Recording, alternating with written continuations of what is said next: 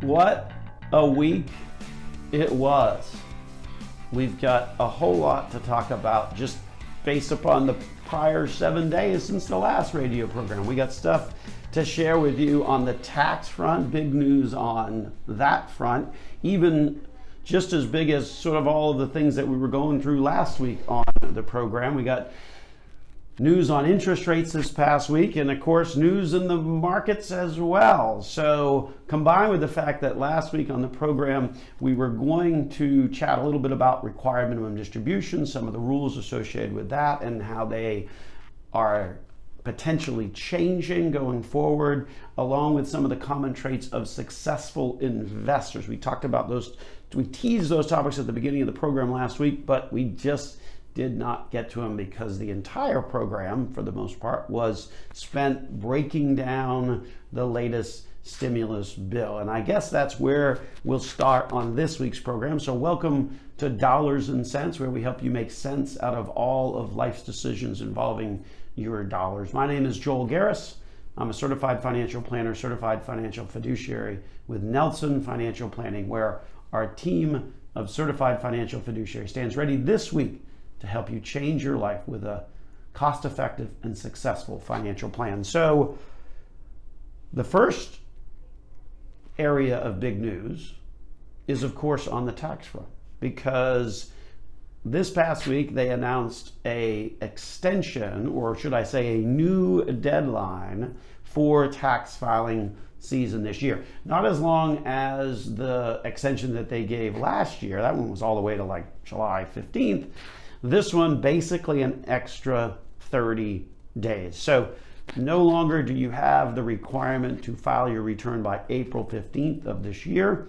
It is in fact now May the 17th. However, or at least at last check, and there's a lot of IRS guidance that has to be issued out about this stuff because this is just such a moving target, and it's just turning into one of the craziest tax seasons that we've ever experienced in sort of the 20 years of our firm doing taxes. Not just all these tax changes, but these stimulus checks, and people can't remember whether they got them or how they got them, and maybe they came as a check in the mail that they never got, or some debit card. The whole thing is just a mess. So in light of that, new deadline, May the 17th, but at least as of now, your quarterly payments, so your quarterly payments that you have to pay in every quarter because you're making estimated tax payments. Maybe you're self-employed, or maybe you've got some investments that are generating out some income, and so you don't do tax withholding on that. Instead,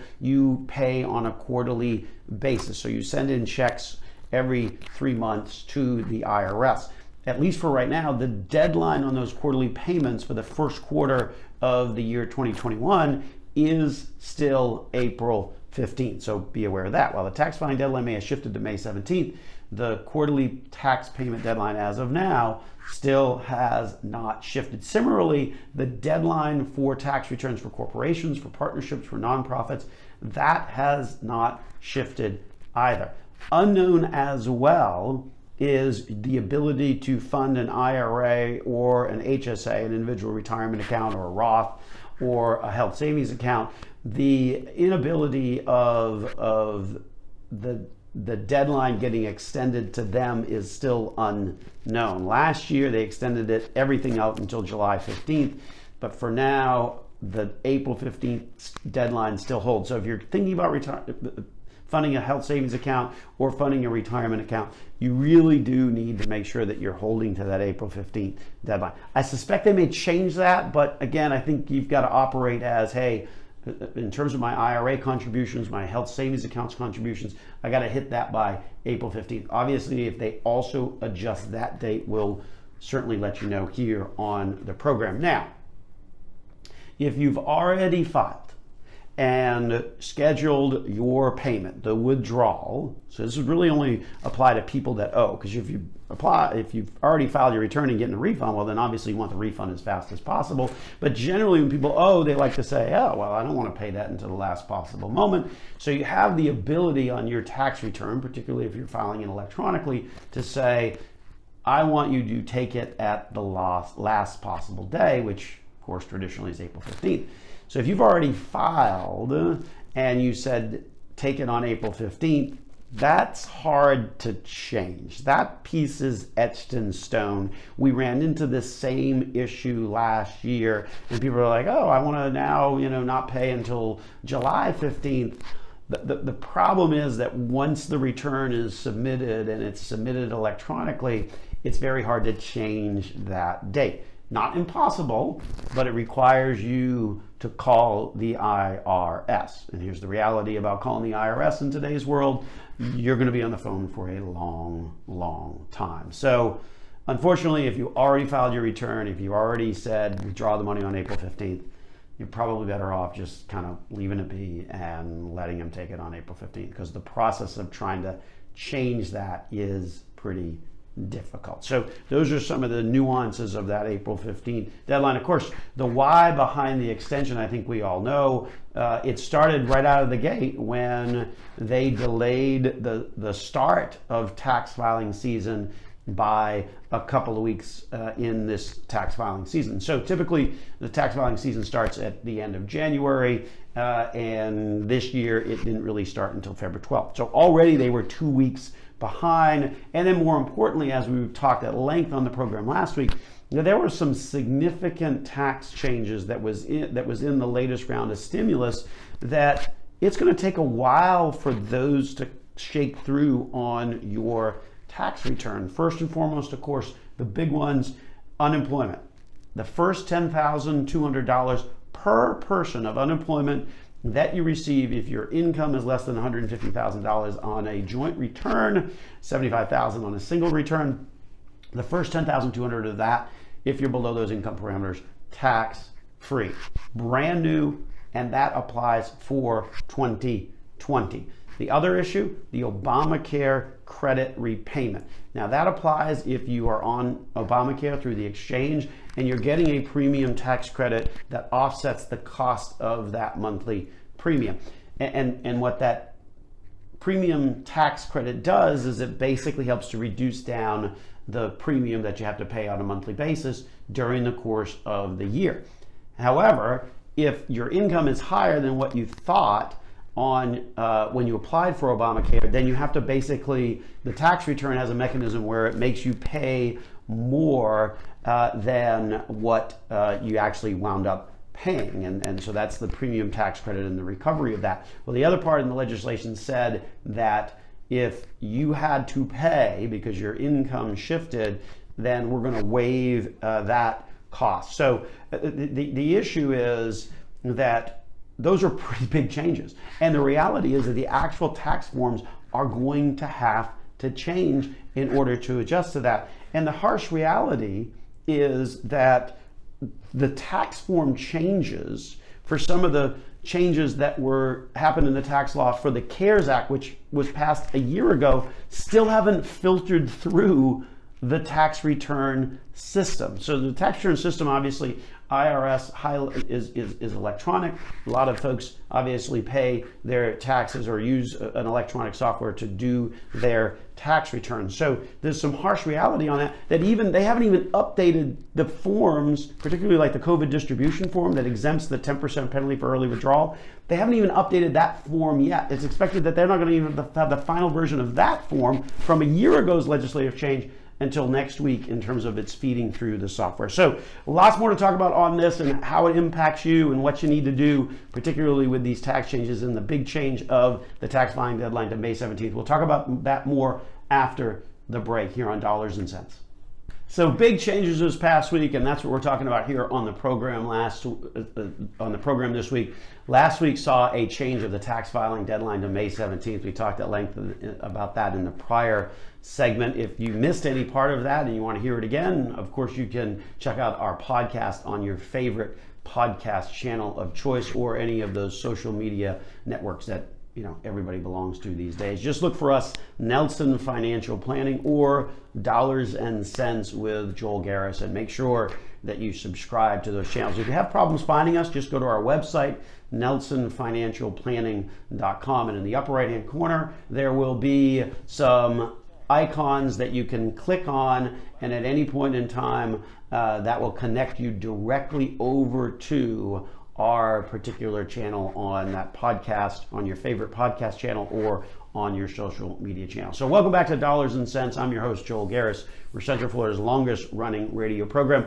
And we were starting to kind of get into some of the big changes, right, that happened last week and their impact. And I guess the impact cannot be understated, which is why you saw the extension of the tax filing deadline until May 17th. I suspect as that deadline gets closer, as we were saying before the break, that they haven't even fully updated the various software and the electronic interactions on some of the tax changes that occurred a year ago, specifically the exemption from the 10% penalty for taking a distribution out of your retirement account due to COVID. That's a big one, and that one still hasn't fully rippled through the IRS, its electronic system, and the various tax software programs that are out there. So we suspect that as that May 17th deadline gets a little bit closer, we may see continued movement on it. But at least for now, an extra 30 days. The real issue is the millions and millions, the tens of millions of tax returns that have already been submitted and filed, and what the implications are going to be for that group of people. And I'll just give you some numbers from our perspective. So our office, Nelson Financial Planning, each year prepares for our clients approximately close to 600 returns during the course of a tax season. Last week, which was about 35 days out from that April 15th deadline, we had already completed and fully filed about 200 of those, about a third of those, which is kind of the pace that we would be on. Obviously accelerates as you get closer to the deadline. Now, here's the thing.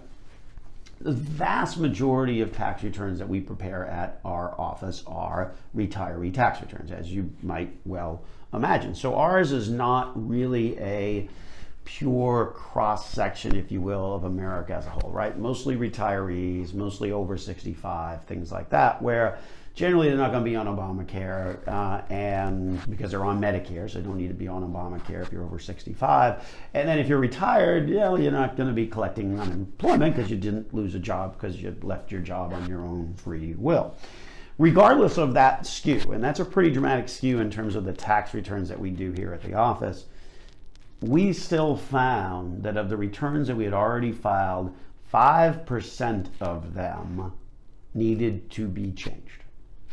Already filed, 5% needed to be changed. And that's a skewed cross section. So this unemployment stuff, this Obamacare stuff, it's in need of correction. The IRS has not given any guidance or advice on this at this point as to how you proceed. If you've already filed your tax return and you paid tax on unemployment, or you paid the Obamacare premium penalty, meaning you paid more, or that credit or the loss of the credit took some of your refund away or increased how much you owed, the reality is that your return clearly is in need of a correction. The IRS has not. All the IRS has said at this point is don't amend them yet, but at some point there's going to have to be some sort of a mechanism to deal with that and make those changes. So that's pretty significant, and certainly was the significant news of the day from the tax front of things. We also mentioned that there was big news in terms of interest rates in the market. So let's shift gears to that now. So in interest rates, Federal Reserve met, announced on Wednesday that they were going to hold rates to near zero until the year 2023. Not only are they going to hold interest rates to zero, but they're also going to continue their quantitative easing, which is basically the process where they go into the bond market, whether it's treasuries or mortgage-backed, and in some cases last year they were even doing it on the corporate side. But the reality is they go in and they spend money, and they spend about $120 billion a month. I certainly hope your spending pattern is not that extreme.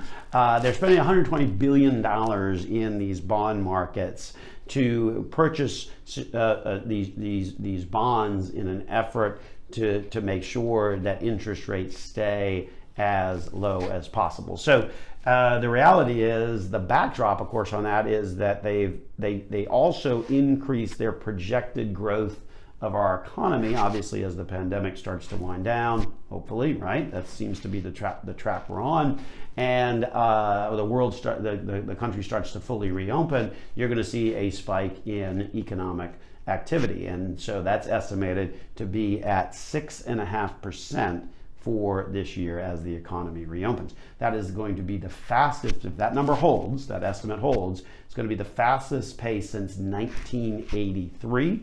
And to put it into perspective, the 6.5% number was revised upward from 4.2% that they projected just 3 months ago in December. So obviously the message from the Federal Reserve: we're going to keep interest rates low. We're going to be in the bond market buying, also pressing interest rates to be low. And the backdrop of that is a significant increase in terms of the gross domestic product at about 6.5%. Meanwhile, unemployment's back down to 6.2%.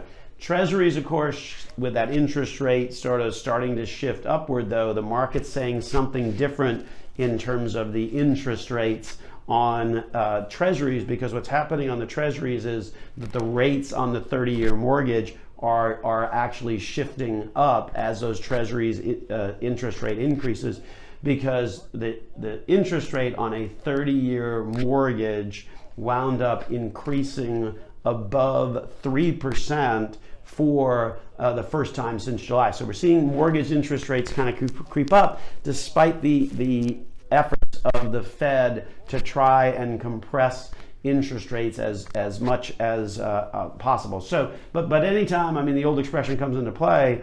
Anytime the Fed says they're going to keep interest rates low, the old expression of "don't fight the Fed" is one that certainly relates to the markets, because anytime the Fed is pushing interest rates low, that expression comes into play. And so now we come to the third big news of last week, which was the market. So on Wednesday, the Dow closed above 33,000, that threshold for the first time. So that was just 5 days after closing above 32,000. So that's the fastest 1,000-point increase in the Dow in its history. It took basically 5 days to do that. Of course, remember the perspective on the numbers, right? The Dow, when it goes up by 1,000 points now, is only increasing at about 3%, versus if the Dow was at 10,000, it increased by 1,000 points. That would be about a 10% increase. So just remember the comparison on it. No wonder it's very quick to increase that given where the Dow is in terms of the relative numbers. But certainly a noteworthy, I guess, shift in the markets, or a noteworthy threshold that the Dow crossed this past week, hitting that 33,000 and going from 32,000. The first time it crossed 32,000 was just 5 days before when it crossed 33,000. So again, pretty fast increase in that 1,000 points. But remember, the 1,000 points doesn't quite mean as much as it used to, because it's only about 3%, versus back when the Dow was like 10,000, then that would have been like 10%. So, but anyway, certainly something to note in terms of what happened this past week. And again, it sort of underscores that whole notion of it's hard to fight the Fed when it comes to your investments, because when they're pushing interest rates low, that usually means good things for the investor. So anyway, that's the update for this past week. That's a lot going on, right? Extension of the tax deadline, Federal Reserve announcing keeping rates low until 2023, and then of course the market's going increasing 1,000 points within that short of a period of time. When we get back, we're going to talk about some of the changes to required minimum distributions coming up next here on Dollars and Cents with Joel Garris on News Radio WFLA Orlando. Welcome back to the program, ladies and gentlemen. Dollars and Cents with your host, Joel Garris. That's me. I'm a certified financial planner, certified financial fiduciary with Nelson Financial Planning, where our team of certified financial fiduciaries stands ready this week to help you change your life with a successful and cost-effective financial plan. The reality is that there's a lot of changes happening out there. We just spent the first half of the show talking about some of the changes that were occurring just when it comes to taxes and interest rates in the markets over the course of the passed just this past week. If you missed any part of that, want to hear it again, obviously we encourage you to listen to our podcast as well. We happen to be one of the top 25 financial planning podcasts on the World Wide Web, where we share all of this information as well on a weekly basis. So one of the things that we wanted to talk about in this segment of the program is the required minimum distribution. And the rules on required minimum distributions are changing, and they've certainly changed a lot courtesy of the Secure Act that passed about a year or so ago in last January. But the reality is there's also some other things that are happening out there that are going to further change the required minimum distribution rules. And so we wanted to kind of share some of that information with you on this segment of the program. First of all, what's the required minimum distribution after all, and how do you calculate it? Well, the required minimum distribution, as the name suggests, is a minimum distribution that you must take out of your retirement accounts at various points in time. Kind of one of those things where the IRS is like, wait a minute, all that money has been sitting in those pre-tax accounts, growing on a tax-deferred basis, and we, the IRS, have not got our hands on the tax revenue for that money. So how do we start to get our hands on that? Well, we force people to take out distributions from that. Hence, the required minimum distribution. And not only do we force people to take money out, but if they don't, we're going to hit them with perhaps one of the highest penalties in all of the tax code, and that's a penalty of 50% of what you should have taken out. So it's pretty serious stuff. The IRS really does not want those accounts just continuing to sit there without at least collecting some level of tax revenue on it. Now, last year, 2021, COVID, all of those rules were suspended and you did not have to take your required minimum distribution. But for this year, 2021, it is back on. So you've got to make sure you do that. Most people are finding that their required minimum distribution actually jumped pretty decently for this year for two reasons. Number one, markets actually performed pretty well last year, so that drives the number. And then number two, they are a year older. And that also drives the number. And then number three, they didn't take it out. They didn't take that. If they didn't take that distribution out last year, then there's more money in that IRA that ultimately drives what your required distribution is for 2021. So remember, when you're calculating it, you take the value as of January the 1st, and then you use the life expectancy factor that's provided by the IRS. So if there's a different factor, if you and your spouse are more than 10 years apart in terms of age, but for the most part, it's that life expectancy factor. And every year, of course, that number winds up getting shifting because you wind up getting older. So that means you effectively wind up having to take more out. Every year it goes down, right? Because your life expectancy would then be shorter. And so that increases how much your required distribution is. Of course, now you don't have to take a required minimum distribution until age 72. There's some speculation that they may even raise that age to age 75. And the other folks that have a required distribution would be those that inherit a retirement account. For those people prior to 1/1 of 20, they were able to spread it out over the course of the rest of their lifetime. However, post January 1 of 2020, they now just have a 10-year period of time in which they've got to take that money out. Now, the sort of the twist, if you will, on that 10-year window that now exists for beneficiaries of retirement accounts is that you don't have to take out the same amount of money for all 10 years. You can, in fact, not take any money out for 5 years and then plan on taking it all out over the course of the next 5 years. So there's definitely a little bit more flexibility in terms of when you draw the money over that 10-year period of time. But by the time the 10-year period ends, then you've got to make sure that you have taken out all of that money. So for 2022, not 2021, but for 2022, so looking ahead to next year, one of the changes that you're going to see on your required minimum distribution is that there is a new life expectancy table that is provided courtesy of the Internal revenue service. So all of the life expectancy factors that you need to calculate your required minimum distribution are based upon life expectancy tables that are issued by the IRS.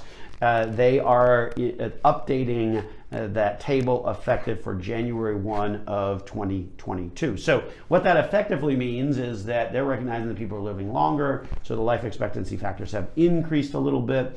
And so what that means that for the person that's taking their required minimum distribution with those higher life expectancy factors, there's going to be about a 6.5% reduction in your required minimum distribution over where sort of the current life expectancy factors are for a 72-year-old who's just starting out taking their required minimum distribution. So if you calculate required minimum distribution this year and then next year, you'll find that next year's will in fact actually be about 6.5% less because of these updates on the life expectancy table. So next year, make sure that you are using the most accurate or the most recent life expectancy table when you're calculating that required minimum distribution. They still have the QCD, the qualified charitable distribution. That one has not gone anywhere, and that's a great way for you to make direct charitable contributions to your charities of choice and get an immediate tax deduction for it. That simply reduces down the amount of your taxable retirement account distribution. So you don't even have to itemize, which is good because many people these days aren't itemizing. So that approach really is a great way to make a contribution to charity and get the tax deduction for it. And not really a tax deduction, it's more of a reduction in income in terms of exact tax language, if you will. So in terms of future changes, absolutely. We're going to continue to see some future changes on these required minimum distribution rules. It had been a number of years since they changed the life expectancy factors. So the fact that you're going to see that in 2022 is certainly one big step. And it had been many years since they changed the required minimum distribution age. Again, the Secure Act changed that to age 72, and there is still some speculation in Washington that they may shift that up to 75. But understand that those rules, in fact, are back in play for the year 2021. The suspension of required minimum distribution was a one-time deal that was provided for the year 2020. It's not going to be in 2021. So again, if you suspended your required minimum distribution last year, make sure that it is unsuspended for this year. A lot of financial institutions won't do that on an automatic basis, but the reality is that you've got a opportunity to adjust that, and certainly want to go ahead and do that. So coming up next on the program, we're going to talk about some of the commonalities for successful investors. What are some of the key concepts, the key things that those successful investors all have in place that allows them to be successful over time? I think some of these things are going to be kind of interesting and help remind everybody about some of the fundamentals that we all as investors need to focus on. Coming up next here on Dollars and Cents with your host Joel Garris of Nelson Financial Planning on News Radio WFL Orlando, along with 96.9 The King. Welcome back to Dollars and Cents. I am your host Joel Garris of Nelson Financial Planning. This segment of the program, we're going to talk about some commonalities for successful investors. On the program, we certainly covered the topics of the week, including the extension of the tax filing deadline to May 17th due to a whole lot of changes that the IRS is not anywhere near close to being able to implement in a timely manner. We also talked about the big news out of the Federal Reserve, along with a occurrence in the market, 1,000-point gain in 5 days, the fastest period of time in which the market has done that. Of course, 1,000 points doesn't mean what it used to be in the markets, because obviously the number is much, much more. So today, 1,000 points means about 3%, whereby 20 years ago it meant like 10%. So understand how those larger numbers work from a percentage change, but certainly a move that caught everybody's attention, and a move that really underscores the notion of don't fight the Fed. If you're an investor It's hard to fight the Fed when they want to keep interest rates low, particularly when they want to keep interest rates low or basically at zero until the year 2023, and ultimately wind up also doing bond purchasing to the tune of $120 billion per month. Big dollars there that really do serve to push interest rates higher. Market's not quite buying that because we saw mortgage rates on 30-year fixed-rate mortgages jump above 3% for the first time since last July. So definitely a little bit of an uptick in interest rates and mortgage rates in particular as a result of what's going on in the bond market. So certainly some notable news over the course of the past week. And so if you missed any of that, again, we invite you to seek out our podcast or our YouTube channel. Make sure you subscribe to us on your favorite social media podcast channels of choice. To find us, just search for Nelson Financial Planning or Dollars and Cents with Joel Garrison. You can get connected to us there. If you have problems finding us, go to our website, nelsonfinancialplanning.com. Upper right-hand corner, you'll see a bunch of icons. Those will connect you right directly to it. So what are some of the commonalities for successful investors? There's been a lot of studies on this, and a lot of these studies have concluded that there's sort of 5 key things that successful investors sort of all have in common, if you will. And first and foremost is probably saving more is the most efficient way to grow wealth, right? I mean, that's simple stuff. If you're saving more, then you're ultimately going to be accumulating wealth more over time. And so it really comes back to, okay, how much money's coming in versus what are the expenses that are going out, making sure that that difference is getting saved. As we talked a few weeks ago on the program, we talked about paying yourself first. Far too many people sit around and say, oh, I don't have any money left over. Well, the concept is if you're saving for your future, you don't leave that to the last thing that you pay each and every month. You make that the first thing that you pay each and every month. Much like you have your bills, okay? You don't want to be investing after you've paid all your bills. You want to be investing, paying yourself, if you will, first, and then figure out a way to make sure that everything else is getting paid. If you do that, that will certainly be a pretty successful strategy that will allow you to save more, which is, of course, the most efficient way to grow wealth. Number 2, and this is hard because we're all human beings and we're inundated with information 24/7 these days, and that is just simply this. Don't worry, as the old Bobby McFerrin song would go, don't worry, be happy. Avoid worrying. Avoid worrying about whether there's a bubble happening or there's a crash happening or what's going to happen next week, next month, next quarter, next year. Studies show that even if you invest at the market peaks each and every year, you still wind up with great long-term results. So really try and ignore all of that noise out there because that noise will only serve to distract you. So, of course, number 2 on that list of commonalities for successful investors, avoid worrying. Remember Bobby McFerrin, don't worry, be happy.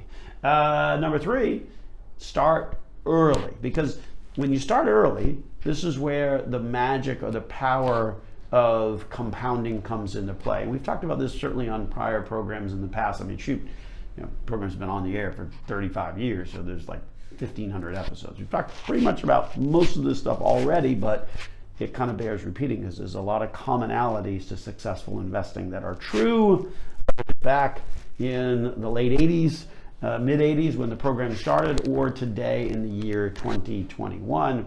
The power of compounding and the compound investing works like this. You put in $10. It grows by 10% in year 1. That means you've got $11. So if it grows again by 10%, it's not, you don't make a profit of just $1, you make a profit of $1.10 on that. So that compounding effect over an extended period of time leads to a much greater, more sizable amount of wealth down the road. So the earlier you start on that, the greater the power of compounding. That's the notion, the analysis of if you start 10 years early, versus the guy who waits 10 years, you wind up with a lot more money over a period of time. Number 4 is keep positive in terms of the future, right? World's not going to end. And if it does, then whatever your financial plan is, it doesn't matter, right? The reality is there isn't an investment strategy when the world ends. So understand that that positive outlook makes a big difference, and most importantly, helps you stay the course as an investor. The reality is, over the course of the past 100 years, the markets have certainly seen ups, downs, world wars, recessions, presidential assassinations, everything in between, and yet the trajectory has continued to move upward. And when you stop and think about that, you have to understand that the market itself represents the value of companies, and these companies are producing stuff that you and I and the rest of the world uses every single day of our lives. And that's really what it's all about. And so as the expansion of those products and services and goods continues throughout the world, then ultimately that's why you see market valuations continue to also expand over time, over the course of history. So make sure you kind of maintain that positive outlook on what the future is going to hold. And then, and I guess this goes hand in hand with sort of maintaining that positive outlook, is one's temperament. And again, we're talking about the commonalities of successful investors, right? The temperament that you have is probably the greatest factor in your return. Your temperament allows you to see that bigger picture and not lose sight for what's happening this week, this month, or this quarter. So understand those commonalities for successful investors. Make sure that you're applying them in your daily life. Saving more is most important. Avoid worrying whether there's a bubble or a crash coming up next. Who knows? The reality is we will get through it. Start early to really appreciate the magic of compound investing.